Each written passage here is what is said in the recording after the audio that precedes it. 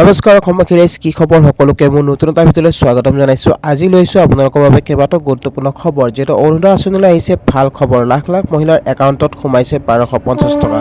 তো আপুনি 1250 টকা লাভ কৰিলেনে? যদি লাভ কৰা নাই তেনেহ'লে কেনেকৈ লাভ কৰিব? আৰু এটা ভাল খবৰ যিটো জনাব গৈ আছোঁ, ৰেচন কাৰ্ড আছে নেকি আপোনাৰ? যদি ৰেচন কাৰ্ড আছে তেনেহ'লে আপুনি লাভ কৰিব বিনামূলীয়াকৈ চেনি, দাইল আৰু নিমখ। যদিহে আপুনি লাভ কৰা নাই তেনেহ'লে আপুনি কেনেকৈ লাভ কৰিব সকলোখিনি সবিশেষ লৈ আহিছোঁ আজিৰ এই ভিডিঅ'ত। তো গতিকে ভিডিঅ'টো কোনো স্কিপ নকৰি শেষলৈকে চাই থাকিব। বলক ভিডিঅ'টো আৰম্ভ কৰোঁ। Welcome to my channel good luck Assam.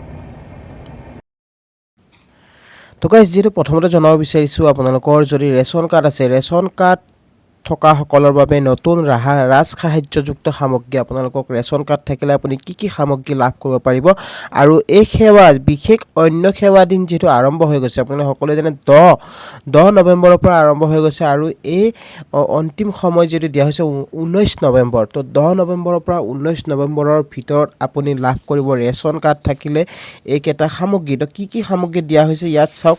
বিতৰণৰ সূচী, মচুৰ দাইল প্ৰতি কিলো আপোনালোকক দিয়া হ'ব, চেনি দিয়া হ'ব প্ৰতি কেজিকে, নিমখ দিয়া হ'ব প্ৰতি কেজিকে।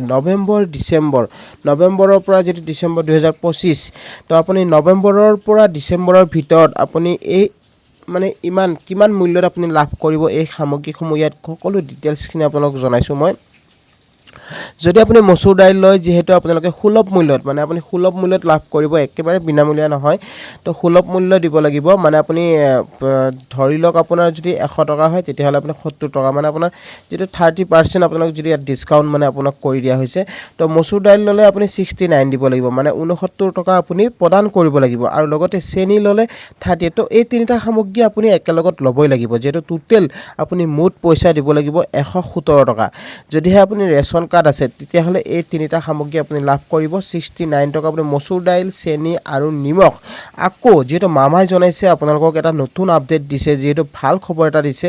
যদিহে আপুনি আপোনাৰ ৰেচন কাৰ্ড আছে, এই সামগ্ৰী যিটো আপোনাৰ নৱেম্বৰৰ পৰা ডিচেম্বৰলৈকে আপোনাৰ 69, 38 আৰু 10, আপোনাৰ 117 টকা আপুনি প্ৰদান কৰিব লাগিব, দিব লাগিব ৰেচন কাৰ্ড দোকানত। আৰু আপুনি নেক্সট জানুৱাৰী 2026-ৰ পৰা আপোনাক যিহেতু এটা ভাল খবৰ আৰু আপোনালোকৰ যিটো 117 টকা থাকিব, সেই 117 টকাটো আপোনাৰ 100 টকাত আপুনি লাভ কৰিব সকলো সামগ্ৰী। 60 টকাত আপোনাৰ মচুৰ দাইল আহিব, চেনি আহিব আপোনাৰ 30 টকা আৰু নিমখ 10 টকা।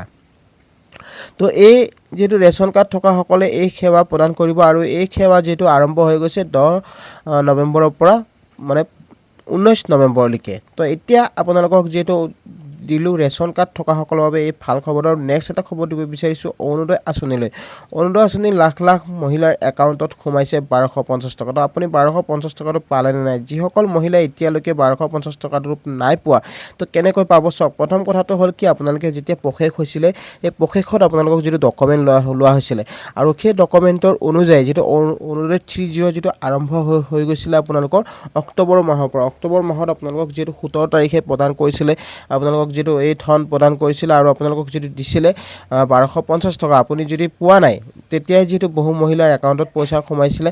আকৌ নেক্সট আপোনালোকক যিটো সকলো মহিলাই জানে, সকলোৱে জানে যিহেতু অৰুণোদয় 3O আপোনালোকক প্ৰতিটো মাহৰ 10 তাৰিখে এই ধন লাভ কৰা হয়।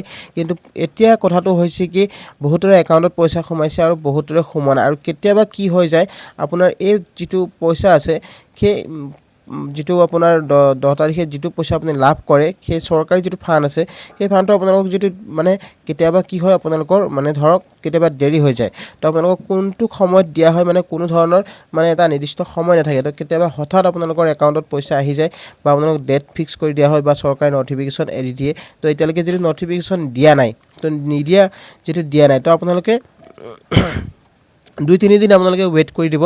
কেতিয়াবা 10 তাৰিখে আপোনাৰ একাউণ্টত পইচা আহি যায়, কেতিয়াবা আপোনালোকৰ 5 তাৰিখে আহি যায়, আপোনালোকৰ 10 তাৰিখে আহি যায়, কেতিয়াবা 15 তাৰিখে আহি যায়। তো এনেকুৱা হয় 12-13 এনেকুৱা তাৰিখৰ ভিতৰতো আপোনালোকৰ যিটো পইচা সোমাই যায়। তো আপোনাৰ একাউণ্টটো আপোনালোকৰ যদি সকলোখিনি ঠিকে আছে, আপোনাৰ যদি কোনো ভুল নাই, আপোনাৰ যদি সকলো DBT আপোনাৰ ঠিক হৈ আছে, আপোনাৰ একাউণ্টটোত কোনো ধৰণৰ প্ৰব্লেম নাই, তেনেহ'লে আপুনি নিশ্চয় অৰুণোদয় আঁচনিৰ ধন আপুনি লাভ কৰিব পাৰিব। আৰু অৰুণোদয় আঁচনি যিহেতু সকলো মহিলাকে যিহেতু দিয়া হ'ব বুলি যিটো মুখ্যমন্ত্ৰী মহোদয়ে যিটো জনাইছে, আৰু আপোনালোকে সকলোৱে জানে যে আপোনালোকৰ মোবাইলত মেছেজ আহিছিলে।